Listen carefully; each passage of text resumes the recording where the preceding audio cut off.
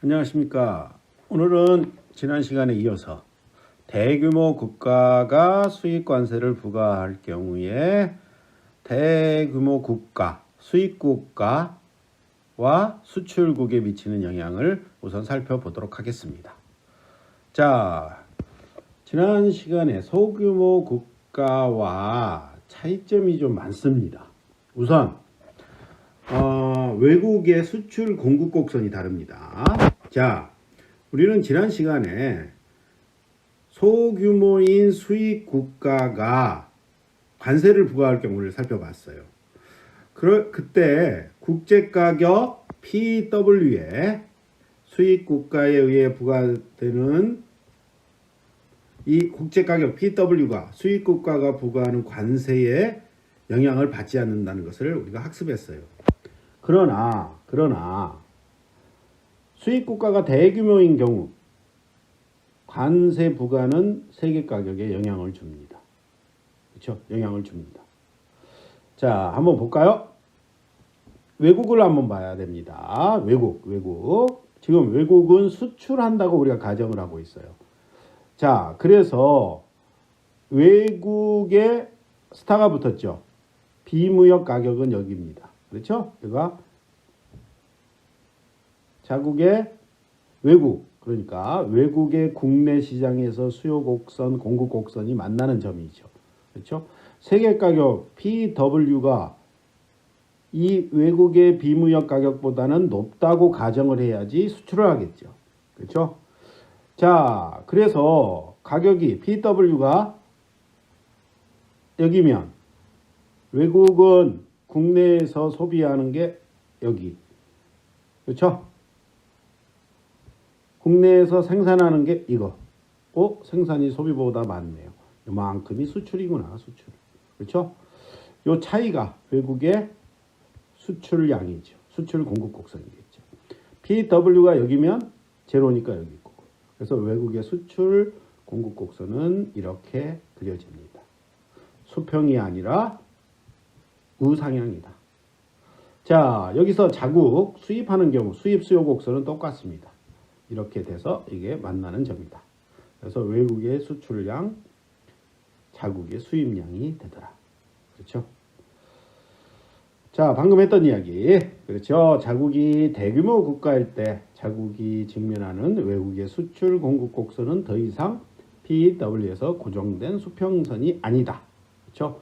외국의 수출 공급 곡선은 외국의 시장 수요 곡선과 시장 공급 곡선에서 이렇게 유도된다.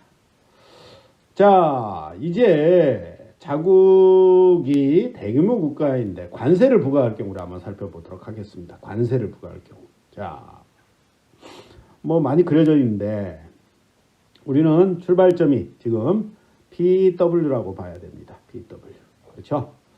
자, 외국의 수출 공급 곡선, 자국의 수입 수요 곡선이 만나는 점에서 외국의 수출량, 자국의 수입량이 결정이 됩니다.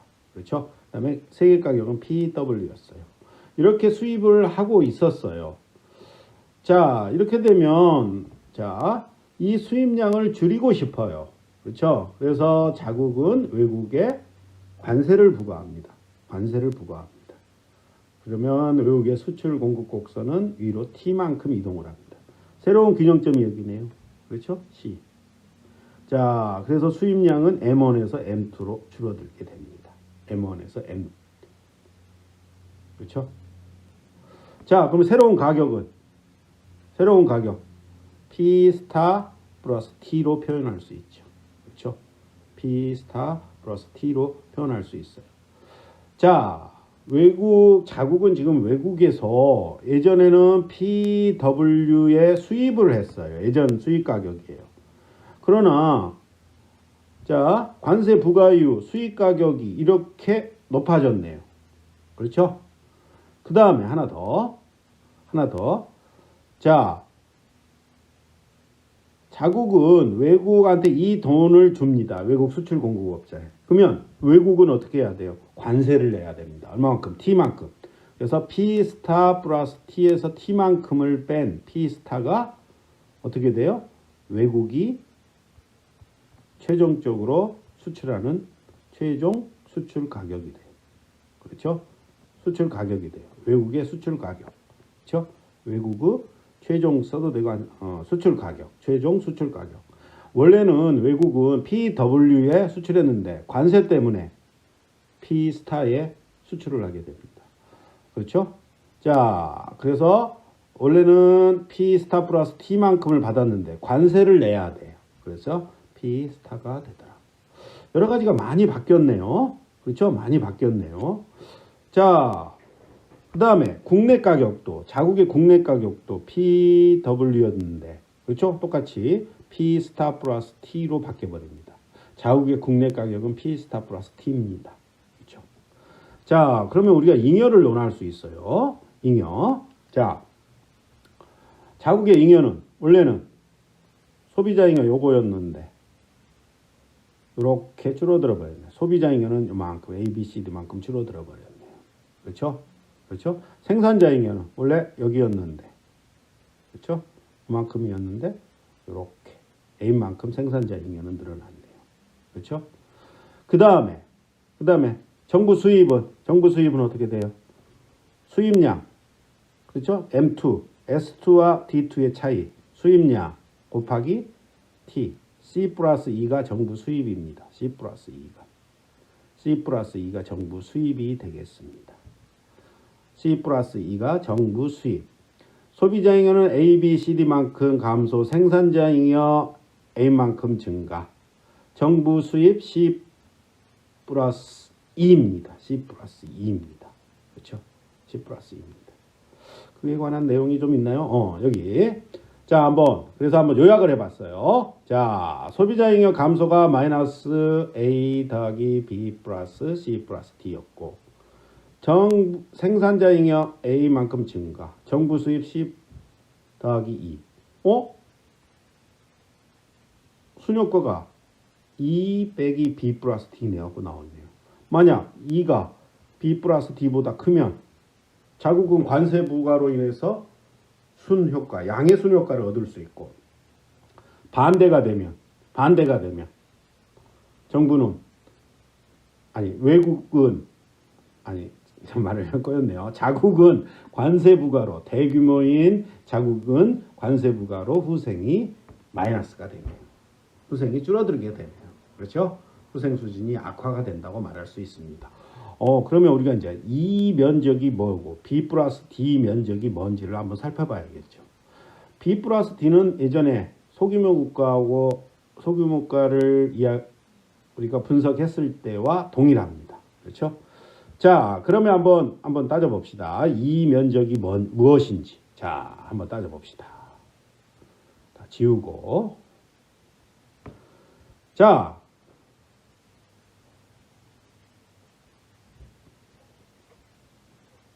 이 면적이 뭘까요? 자, 이게 최초에 자국 입장에서 봅니다. 자국의 수입 가격이었어요. 처음에. 그렇죠? 수입 가격. 최초에 관세 부과 이전에. 그런데 관세 부과 이후에 자국의 수입 가격은 무엇입니까? 진짜 수입 가격, 최종적인 수입 가격은 P 스타입니다. P 스타 플러스 T는 관세 부과 이후의 가격이 이렇게 됐는데 외국은 자국의 T만큼의 관세를 내야 돼요. 결국 수입 가격은 P 스타가 됩니다. 그렇죠? P 스타. 그렇죠? 관세 부과 이후 수입 가격. 그렇죠? 관세 부과 이후 수입 가격이 P 스타가 됩니다. 그렇죠? 수입 가격이 낮아져 버렸네요. 그렇죠? 수입량은 요만큼, 수입 가격이 낮아져 버렸네요. 수입 가격이 낮아졌다는 건 뭐예요? 자국의 입장에서 수입 가격이 낮아지면 교육 조건이 개선되죠. 교육 조건이 뭐예요? 수출 가격을 수입 가격으로 나눈 것이니까. 그렇죠? 요게 낮아지면 교육 조건은 개선. 교육 조건 개선 효과구나. 그렇죠? 이 면적이. 자, 근데 이 면적은 뒤집어 보면 수출하는 외국은 어떻게 해요?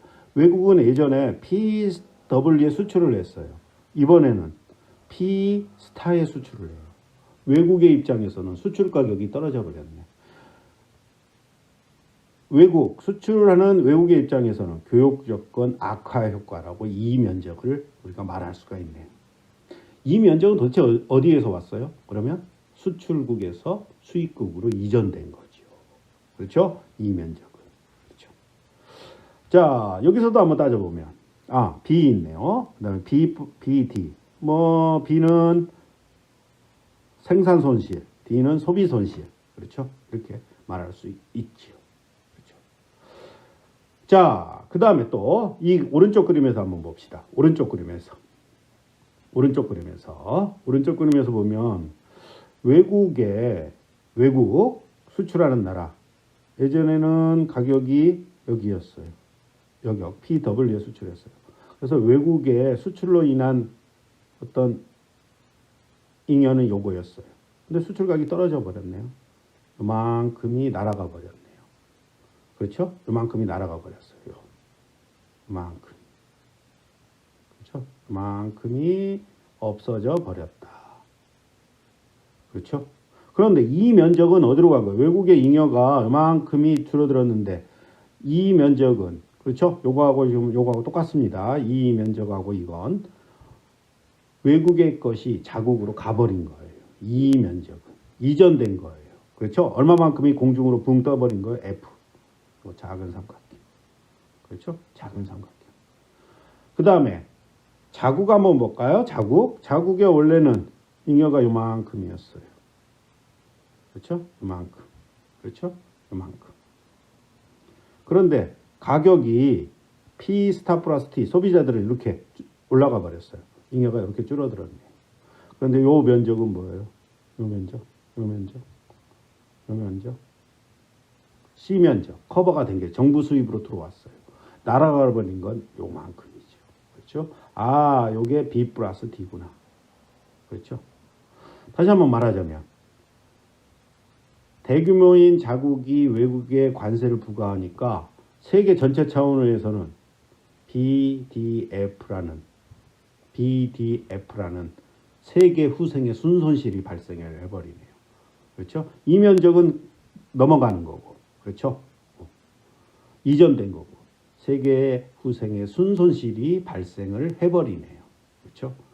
그 다음에 아까 중요한 이야기 제가 그때 이야기했어야 되는데 이 면적은 자국이 외국에 수입 관세를 부과함에 따라 외국의 후생이 자국으로 넘어온 거예요. 그렇죠? 그래서 대규모인 국가가 부과하는 관세를 뭐라고 말해요? 뒤에 가면 또 나오는데 근린이 뭐예요? 이웃이란 말이죠. 근린 궁핍화 관세다. 뭐예요? 이웃을 궁핍하게 만들어버린다. 이웃을 거지로 만들어버리는 관세다. 대규모인 미국 같은 나라가 수입관세를 부과하면 외국은 교육 조건이 악화가 됩니다. 미국은 교육 조건이 개선되고, 그렇죠? 외국은 교육 조건이 악화가 된다. 외국을 궁핍화시켜버리는 관세이다. 이렇게 이야기를 합니다. 자, 그래프 보면서 다시 한번 또 봅시다. 아까 대규모인 국가의 후생은 이렇게 된다고 했습니다. 그렇죠? 이 B 플러스 D는 소규모 국가와 동일합니다. 그렇죠? 생산 손실, 소비 손실. 자, 그런데 대규모인 국가는 관세를 부과하더라도 후생이 향상될 수가 있어요. 이 면적 때문에. 그렇죠? 이 면적이 B 플러스 D보다 크면 대규모인 자국은 관세에 의해서 후생이 개선된다. 반대의 경우는 반대이다. 그렇죠? 아까 말했듯이 도대체 그러면 이 면적은 무엇인가? 그렇죠? 이 면적은 무엇인가? 외국의 입장에서는 원래 수출 가격이 PW였는데 P스타로 낮아져 버렸네. 교육 조건이 악화가 됐구나. 자국의 입장에서는 수입 가격이 낮아진 거 아니에요. 그렇죠? 그래서 자국의 입장에서는 이걸 교육 조건 개선 효과다. 교육 조건 이익 효과다. 이런 말을 합니다. 그렇죠? 자, 그래서 이 면적, 교육 조건 개선 효과가 자중 손실보다 크면 외국은 관세 부과로 이익을 얻는다. 됐습니다. 그 다음에 외국의 아까 이익은 손실은 EF라고 말할 수 있다. 그렇죠? EF가 외국의 손실. 그런데 이 면적은 외국의 것이 자국으로 이전된 거예요. 그렇죠? 그래서 F가 날아가 버린 거다. 그렇죠? F가 날아가 버린 거다. 그렇죠? 대규모 국가의 관세 부과는 외국에서 영역 F만큼의 자중 손실을 일으킨다. 그렇죠? 그래서 이 대규모 국가가 부과하는 관세를 뭐라고 말해요? 근린 궁핍화 관세다. 영어로 말하면 교수님 이거 오타 아닙니까? 더인데 TH 이 관사는 예전에는 고체에서는 Y로 썼다고 합니다. 배거가 뭐예요? 거지로 만들다. 이웃을 거지로 만들어버리는 관세다. 그렇죠? 그 다음에 아까 말했듯이 BDF는 어느 누구도 자국도 못 가져가고 외국도 못 가져가는 세계 후생의 손실을 나타내는 부분이다. 그렇죠? 자, 됐습니다. 방금 정리. 자, 대규모 국가가 수익 관세를 부과하면 이익을 얻을 수도 있습니다. 그럼 대규모 국가, 미국 같은 나라는 고민이 되겠죠. 이익을 얻을 수 있대. 그러면 도대체 나의 이익은 어디에서 극대화가 되냐? 관세가 얼마만큼 부과하면 나의 이익이 극대화 되겠느냐? 그렇죠? 고민이 되겠죠. 그렇죠? 자, 자국의 후생을 극대화하기 위해 대규모 국가가 어느 수준의 관세를 책정해야 되는가를 한번 분석해 봅시다. 그렇죠? E가 D. E는 크면 클수록 좋고 B는 작으면 작을수록 좋겠죠. 그렇죠? 클수록 좋겠죠. 자, 직관적으로 한번 봅시다. 직관적으로 이 그림. 아까 넘어갑시다. 어딨냐? 이 그림. 한번 지우고 또 한번 봅시다. 자, 여러분은 잘 생각해야 돼요. 여기 보면 이 면적. 그렇죠? 이 면적하고 BD 면적. 이럴 때는 어떻게 보면 BD가 조금 클 수도 있겠습니다. 그렇죠? 자, 그런데 이 관세가 T가 이렇게 T만큼 됐을 때 이만큼이에요. 그 밑에 있다고 봅시다. 이렇게 관세가 조금 낮다. 그러면 상대적으로 뭐가 작을까요? BD는 상대적으로 작을 거예요. 그렇죠? BD는. 그렇죠? 그러나 T가 더 크면 클수록 뭐가 커져요? BD가 엄청 커질 거예요. E가 작아질 거예요. 그렇죠? 대충 직관적으로 자, 이렇게 엄청 높아져 버리면 어떻게 해요? 엄청 높아져 버리면 거의 이제 무역을 안 할 정도로 관세가 높아져 버리면 그렇죠? BD만 남겠네요. BD만 있겠네요. 그렇죠? 자, 그래서 이제 돌아갑니다. 이 그림 한번 봅시다. 자, 무역 이전에 자국의 자유무역하면 후생이 향상이 되겠죠. 무역 전보다. 그렇죠? 자, 관세를 처음에 조금 했어요. 그렇죠? 그렇죠? ED. 그렇죠? 자, 이가 더 커질 거예요. 이거 이 차이가 어디에서 제일 맥시멈이 돼요? 어떤 수준이 있을 거라고 합니다. 그게 C고. 어느 정도 넘었으면 BD도 커지기 시작하네요. 커지기 시작해. 그 다음에 관세가 엄청 높아져 버리면 더 이상 무역이 이루어지지 않겠죠. 무역 전만큼 후생이 돼버리겠죠. 그렇죠? 그 다음에 관세 더 높아지면 무역은 거의 안 하겠죠. 이 부분. E는 가장 커지고 BD가 가장 작아지는 어떤 부분이 있을 거다. 이게 바로 최적 관세다. 우리는 대규모인 수입국가는 이 최적 관세가 얼마인지를 찾아내는 게 중요하겠죠. 그렇죠? 중요하겠죠. 자, 그리고 아까 그 그림에서 이 면적하고 BD 면적은 탄력성, 외국의 수출 공급 곡선이 수직이냐 수평이냐, 그렇죠? 탄력적이라는 건 뭐야? 수평에 가깝다는 거죠. 그렇죠? 그것도 이 면적에 영향을 미친다. 자, 쉽게 직관적으로 말해서 대규모인 수입국가 그 경우 외국의 수출 공급 곡선이 탄력적이면, 탄력적이라는 건 뭐예요? 자국이 관세를 부과하면 외국은 수출량 확 줄여버린다는 거죠. 그렇죠? 확 줄여버려요. 외국이 공급량을 수출 공급량을 크게 감소시켜 버려요. 그러면 B2 면적은 작고 BD는 커지게 되겠죠. 그렇죠? 외국의 수출 공급 곡선이 탄력적이면 탄력적일수록 자국이 관세를 부과하면 외국은 공급량을 확 줄여버릴 거예요.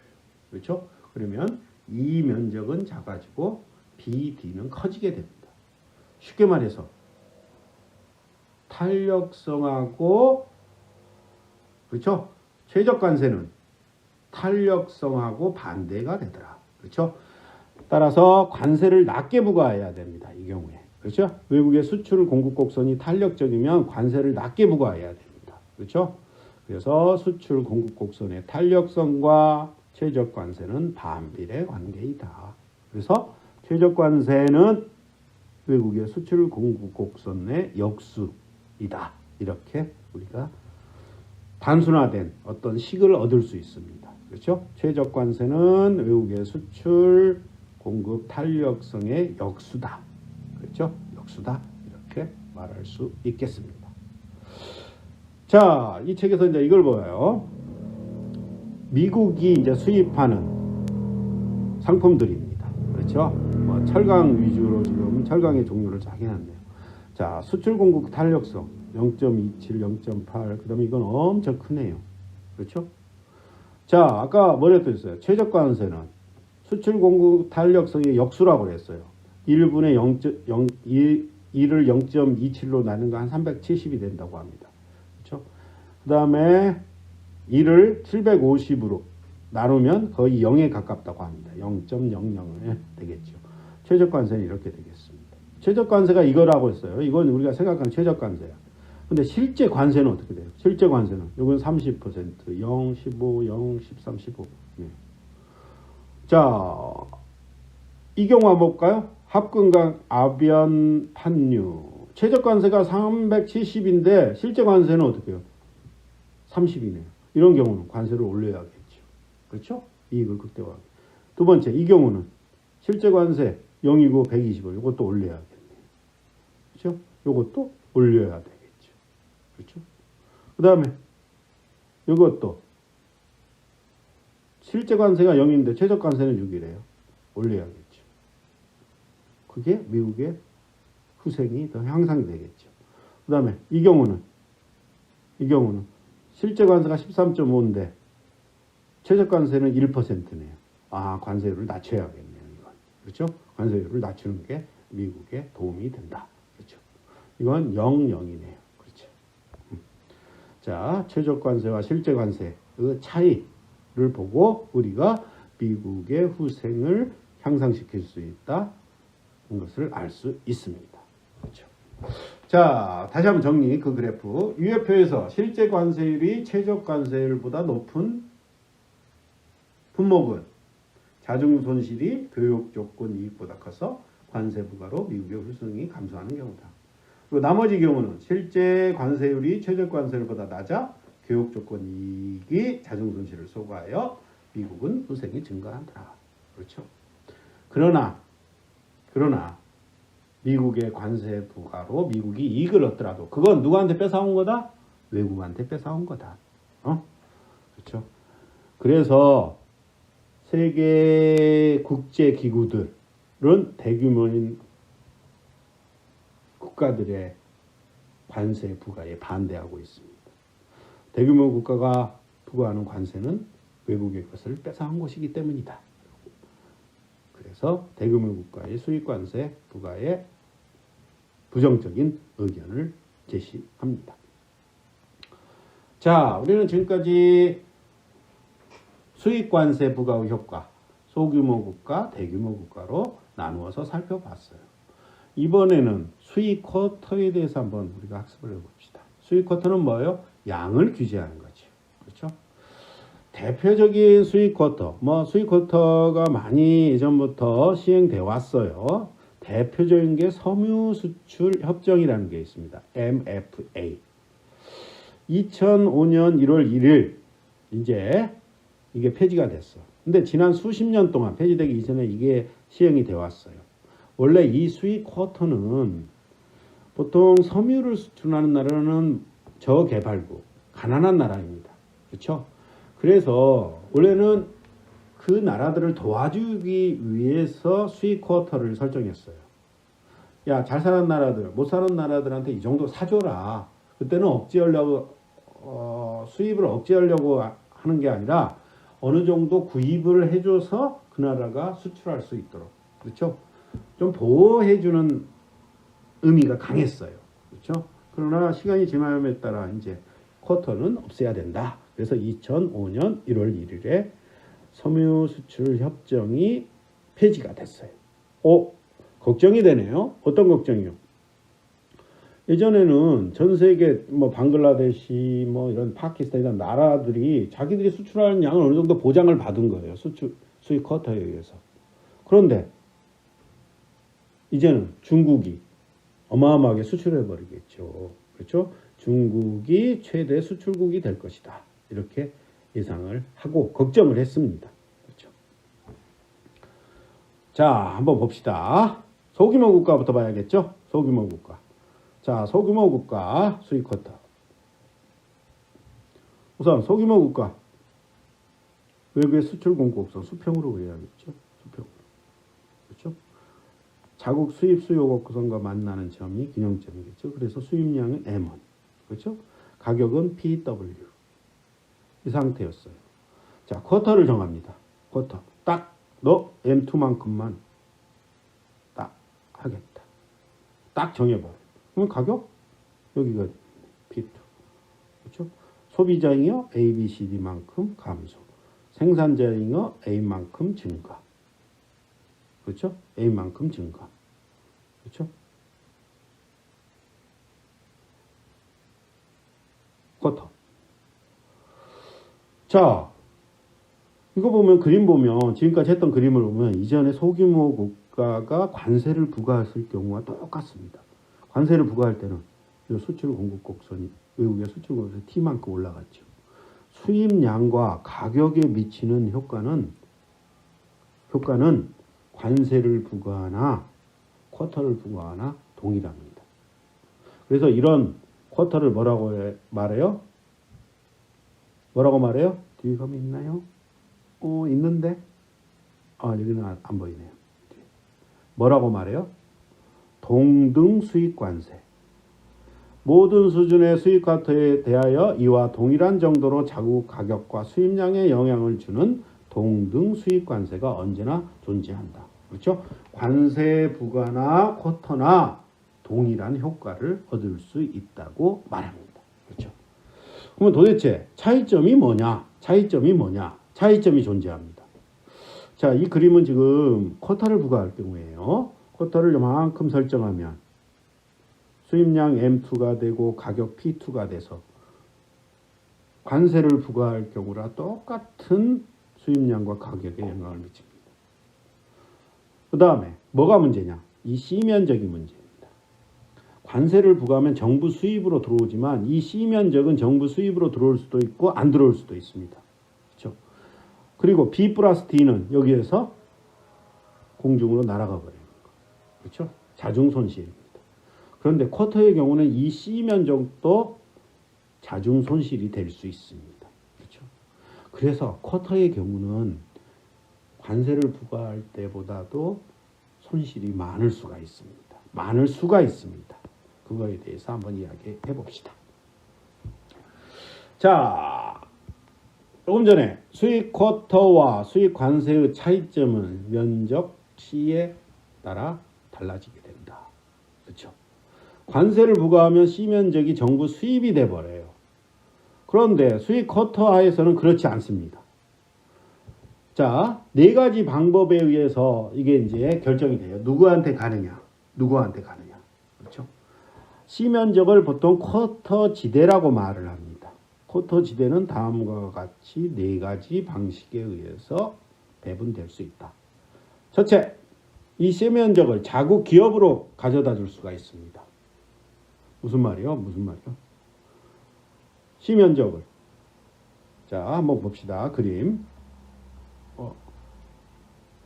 자, 자국 기업한테 자국 정부가 권리를 줍니다. 네가 PW에 PW에 수입해서 P2에 팔아라. 오, 요만큼의 이익을 얻게 돼버립니다. 자국 기업한테 수입할 수 있는 권한을 줘버립니다. 그러면 외국은 PW에 수입해서 P2에 팔게 돼버립니다. 이 가격 차이를 자국 기업이 다 가져가 버립니다. 그래서 시면적이 자국 기업이 가져갈 수 있습니다.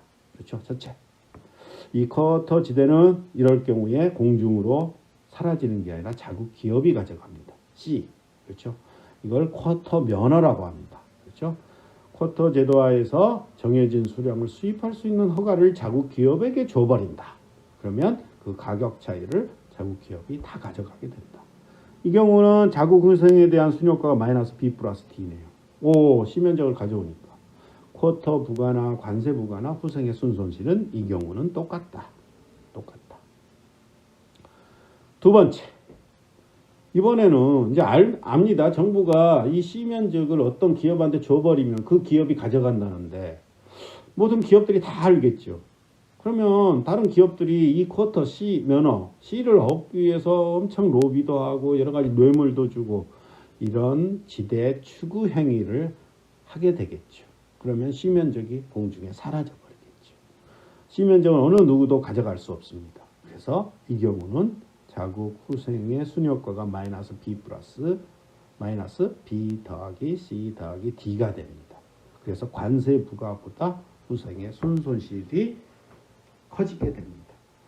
쿼터 지대를 얻기 위해서 자국 기업들 간에 지대 추구 행위가 발생을 하면 후생의 순손실은 관세를 부과할 때의 경우보다 크게 된다. 그렇죠. 그 다음에 수입 허가권에 대한 경마. 아까 어떤 기업한테 쿼터 면허를 줘버립니다. 그렇죠? 그러면 C 면적이 기업한테 가고. 근데 그걸 그냥 두는 게 아니라 경매에 붙입니다. 그러면 기업들은 어떻게 해요? C 면적만큼의 가격에 어떤 돈을 내놓고 경매에 참가해서 그만큼을 그 권리를 얻겠죠. 정부는 경매에서 얻은 수입, C가 정부 수입으로 들어오는 거죠. 이 경우는 자국이 정부의 수입으로 들어오게 된다. 그래서 자국 후생에 대한 순효과는 마이너스 B 플러스 D다. 마이너스 B 플러스 D입니다. 관세 부과의 경우와 동일하더라. 그렇죠? 수입국 정부가 수입 허가권에 대한 경매를 실시하면 시면적이 정부 수입으로 들어오더라. 그렇죠? 마지막 네 번째, 아주 많이 사용되고 있는 방법입니다. 무슨 말이에요? 자발적인 수출 제한이래요. 아까 시면적을 쉽게 말해서 자국 정부가 외국한테 줘버린다는 겁니다. 이런 바보 같은 짓을 왜 할까요? 야, 원래 가격은 아까 그림에서 보면 PW에 수입해야 되는데 자국은 외국한테 야, 우리가 돌아가 봅시다. 이거 중요하기 때문에 그림을 보고. 이 그림입니다. 원래는 자국 정부가 PW에 수입할 수 있는데 야, 우리가 P2에 수입해 줄게. 대신 너희들은 요만큼 요거의 차이 요만큼만 수출해라 하고 서로 합의를 합니다. 자발적인 수출 규제. 야, 너희들 자발적으로 요만큼만 수출해. 가격 P2 받게 해줄게. 이렇게 인정을 해주는 겁니다. 자국 정부가 바보라서 이럴까요? 그렇지 않겠죠. 그렇죠? 이유가 있겠죠. 그렇죠? 자, 마지막 방법. 수입국 정부가 수입 허가권 배분 권한을 수출국 정부에게 줘버립니다. 그러면 아까 그 면적은 시면적은 누구로 가버려? 외국 정부로 가버립니다. 수출국 정부가 자국 생산자들에게 쿼터를 배분하기 때문에 우리는 자발적 수출 제한. 그러면 어떻게? 외국 정부는 기업들한테 야, 이만큼씩만 수출해 하고 쿼터를 이제 지정해 줍니다. 딱 전체 합은 아까 정해줬던 수입량 그만큼을 외국은 자국으로 수출하게 됩니다. 그래서 이 방법을 자발적 수출 제한이다. 그러면 다시 말했듯이 시면적은 자국에게 들어오는 게 아니라 외국으로 가버리는 거예요. 그렇죠? 그래서 이 경우 후생에 대한 순 효과는 마이너스 B 플러스 마이너스 B 더하기 C 더하기 D가 됩니다. 후생의 순 손실이 크네요. 근데 왜 자발적 수출 제한 조치를 통해서 C 면적을 외국한테 주어버릴까요? 그 이야기는 조금 있다 하고, 자 여기 한번 보면 미국의 수입 제한에 따른 연간 비용을 한번 계산을 해봤어요. 그렇죠? 쿼터 그렇죠? 쿼터로 인한 미국의 손실. 자 자중 손실 B 플러스 T 다 뭐 엄청 크네요. 전체는 뭐 한 80억 달러에서 123억 달러가 되네요. 전체 합계 산업마다 다르지만 요거는 별표가 쳐져 있네요. 이 나머지 것들은 C 면적이 외국한테 간 거고, 요건 보면 점을 찍어 놓은 이유가 미국 수입업자들한테 줬네요. 그렇죠? 쿼터 면허를 준 거죠.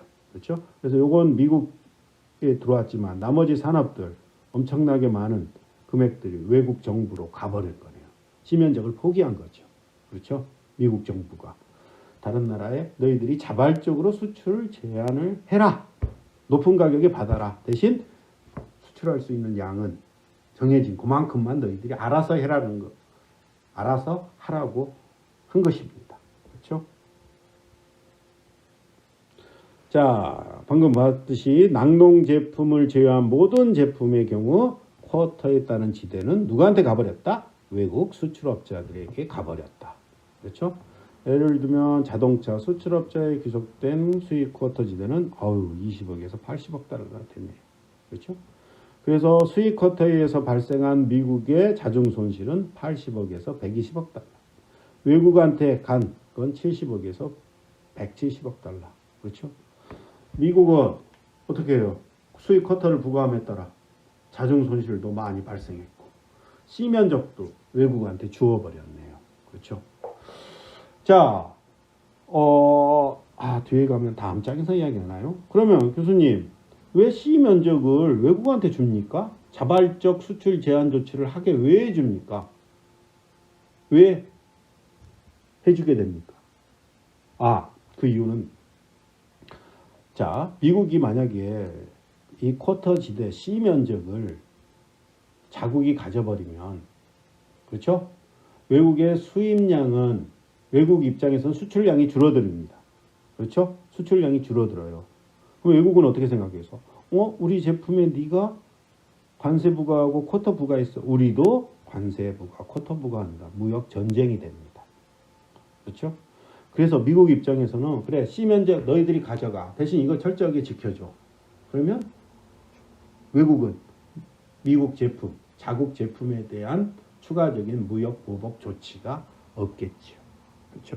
이런 무역 전쟁을 회피하기 위해서 자발적인 수출 제한 조치를 취합니다. 그렇죠? 우리가 얼만큼 줄게, 대신 무역 전쟁은 하지 말자. 뭐 이런 암묵적인 합의가 기저에 있는 거죠. 그렇죠?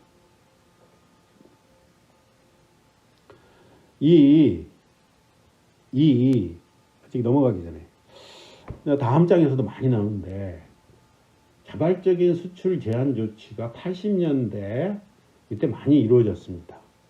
뭐냐면 요즘도 여러분들이 미국을 가본 사람들이 있을 거예요. 미국 가면 길거리에 다니는 자동차 10대가 있다. 그렇죠? 그러면 7대는 일본 자동차입니다. 2대 미국 자동차, 1대 우리나라. 그렇죠?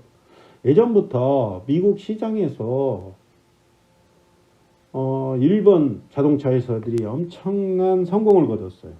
뭐 도요타, 혼다, 닛산, 그거 말고도 많습니다. 뭐 수바루, 마츠다, 미쓰비시, 그렇게 되나요? 많습니다. 그렇죠? 그러니까 미국 자동차 업체들이 이제 힘들겠죠. 미국 정부에 관세 부과나 쿼터 부과를 해달라고 요청을 했겠죠. 미국 정부 입장에서는 그냥 관세 부과하고 쿼터 부과하면 이거 무역 전쟁이 될 가능성이 많아요. 그렇죠? 자, 미국 정부가 어떻게 해요? 일본 정부랑 협상을 합니다. 작년에 너희들이 1000만 대 우리한테 수출했으면 올해는 800만 대만 수출해라. 대신 C면적, 그 가격 차이, 쿼터 지대는 너희들이 가져가라. 자발적으로 너희들이 800만 대만 수출해라. 그렇죠? 일본 정부하고 협상을 했습니다. 일본 정부는 그래, 오케이, 무역 전쟁 더 이상 피하기 위해서 그런 C면적을 자기들이 가져올 수출량은 줄어들지만 일본 입장에서 수출량 옛날에 1000만 대였지만 800만 대로 줄어들지만 그 가격 차이를 얻을 수 있으니까 C면적을 얻을 수 있으니까 일본 정부도 동의했습니다. 그렇죠? 그래서 이제 일본 정부는 800만 대를 자발적으로 미국으로 이제 수출하는 거죠. 그만큼만 수출합니다. 그렇죠? 그래서 이제 토요타는 너 많이니까 400만 대, 혼다 너는 200만 대 이렇게 각각의 기업들한테 수출할 수 있는 양을 정해줍니다. 그렇죠? 이게 대표적인 수입 쿼터, 그 다음에 자발적인 수출 제한 조치의 예입니다. 자, 이 이야기는 우리 다음 장에서 아주 자세하게 또 이야기할 예정입니다. 자발적인 수출 제한 조치에 대해서 우리가 이야기를 잠깐 해봤는데, 자, 쿼터 아까 말했듯이 섬유 수출 협정 MFA에 대해서 좀 자세하게 이야기를 해야 돼요. 그렇죠? 원래 가트의 가장 중요한 원칙 중에 하나는 수입을 제한하는 관세나 쿼터를 사용하면 안 된다고 이야기를 합니다. 그렇죠? 그러나 예외적으로 섬유 수출 협정 MFA를 통해서 선진국들이 개발도상국의 섬유 수입을 어느 정도 하도록 개도국 입장에서는 선진국으로 일정량을 수출할 수 있는 권리를 보장해 준 것입니다. 그렇죠? 그러나 이 MFA도 이제 폐지가 됐어요. 아까 말했던 2005년 1월 1일부로 폐지가 됐어요. 그렇죠? 자, 폐지가 되면 이제 걱정을 하게 됐어. 예전에는 MFA 때문에 중국이 전 세계로 수출하는 이 섬유의 양이 제한이 됐었어요. 근데 그런 제한이 없어졌어. 중국의 입장에서는 좋겠죠. 어마어마하게 많이 수출할 수 있게. 자, 이 그림을 보면, 그렇죠? 그쪽 수출 가격, 수출 증가율. 와, MFA가 폐지가 돼서 수입 쿼터가 없어져서 중국의 수출 증가율이 어마어마하게 늘어났네요. 다른 나라도 늘어났고. 피해를 본 나라, 여기네요. 한국인데요. 그렇죠? 중국의 수출량 증가로 가장 피해를 본 나라가 한국이네요. 그렇죠? 그렇죠? 자, 그런데 또 재미난 특징이 보이네요. MFA가 폐지가 되니까 중국의 수출량은 늘어났어요. 근데 가격은 떨어져 버렸네요. 자, 이걸 어떻게 해석해야지? 아주 재미있는 이야기입니다. 쿼터의 경우 가격에 영향을 미칩니다. 자, 다른 경우 아까 일본이 미국한테 어마어마하게 많은 자동차를 수출하니까 미국이 자발적인 수출 조치를 해라. 쿼터를 부과했다고 했죠. 자발적인 수출 조치를 했어. 일본 자동차 업체들은 예전에 1000만 대, 다 합해 1000만 대를 했는데 쿼터 때문에 800만 대밖에 수출을 못하게 됐습니다. 일본 자동차 업체들은 어떻게 대응을 했어요? 야, 수출할 수 있는 자동차의 양은 줄어든다. 근데 가격에 대한 규제는 없네요. 이때부터 다른 이유도 있겠지만 일본 자동차 업체들이 고급 자동차, 비싼 가격의 자동차를 미국 시장에 수출하기 시작합니다. 물론 다른 이유도 있겠죠. 그래서 도요타는 예전에 코로나 이런 프리우스 소형 자동차뿐 많이 수출했는데 미국이 수입 쿼터를 부과함에 따라 양의 제한을 두네요. 그럼 우리 비싼 차 만들어 팔게. 렉서스를 만들어서 많이 팔기 시작합니다. 혼다의 고급 브랜드 아큐라라는 게 있습니다. 우리나라는 수입되지 않아서 여러분들이 잘 모를 겁니다. 그 다음에 길거리에 인피니티, 닛산의 고급 브랜드죠. 이런 고급 브랜드. 자, 쿼터가 부과되면 가격이 상승을 합니다. 그렇죠? 가격에 대한 제한은 없으니까. 그러면 이 경우 MFA는 뭐예요? 쿼터가 폐지가 됐어요. 뭐예요? 이번에는 반대 현상이 일어나겠죠. 가격의 하락 현상이 일어나겠습니다.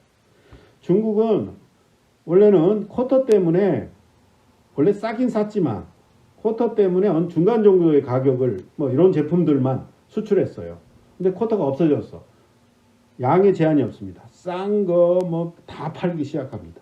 그래서 수출 가격의 하락 현상이 일어나고요. 쉽게 말해서 쿼터를 부과하나 쿼터를 폐지하나 뭐에 영향을 미쳐요? 상품 가격. 다른 말로 상품의 질에 영향을 미칩니다. 관세는 그렇지 않지만 쿼터의 특징, 상품, 교류되는 상품의 질에 영향을 미치게 되더라. 그렇죠? 자, 방금 제가 말했듯이 쿼터 이론에서 예견할 수 있는 바와 같이 쿼터는 가격에 영향을 미친다. 쿼터의 제거, 쿼터가 없어지면 수익 가격, 상품의 가격을 하락시키더라. 그렇죠? 반대의 경우는 반대. 그렇죠? 자, 그 다음에 미국은 그렇죠? 수익 경매를 하지 않았으므로 쿼터 지대는 외국 수출 기업에 귀속됐다고 합니다. 그렇죠? 미국의 순수생은 B, 아까 그림에서 C, D가 해당된다고 합니다. 그렇죠? 그래서 한번 계산을 해봤어요. 이 책의 저자가 미국의 총 비용 114억 달러, 그렇죠? 한 가구당 한 100달러의 손해를 보았다고 합니다. 그렇죠? 이 쿼터 지대를 외국으로 보내고, 그렇죠? 쿼터를 설정하고 쿼터 지대를 외국한테 주었기 때문에 미국의 한 가구당 총 비용 부담은 100달러 정도 되었다. 이런 이야기를 합니다. 그렇죠? 자, 이야기도 조금 전에 이제 제가 그 그래프를 보고 잠깐 이야기했는데, 쿼터는 뭐에 영향을 준다? 상품의 질에 영향을 준다. 그렇죠? 상품의 질. MFA, 섬유 수출 협정의 경우 쿼터가 없어졌기 때문에 싼 제품도 무지하게 많이 가서 팔기 시작합니다. 중국이 이제 양의 제한이었기 때문에. 그래서 중국이 해외 시장으로 수출하는 섬유의 가격이 많이 하락했다. 그렇죠? 그 이야기입니다. 이제 마지막, 다 끝났네요. 그렇죠? 다 끝났네요. 자, 쿼터가 수입 상품, 교류되는 상품의 질에 영향을 준다. 제가 여기는 조금 이제 마지막에 잠깐 좀 짧게 이야기를 했는데, 다음 장에서 자세하게 이야기를 또 하기 때문에 제가 여기서는 짤막하게 이야기를 했습니다. 자, 우리는 지금까지 완전 경쟁 하에서 수입 관세와 쿼터를 소규모 국가가 부과할 때, 대규모 국가가 부과할 때 나누어서 한번 살펴보았습니다.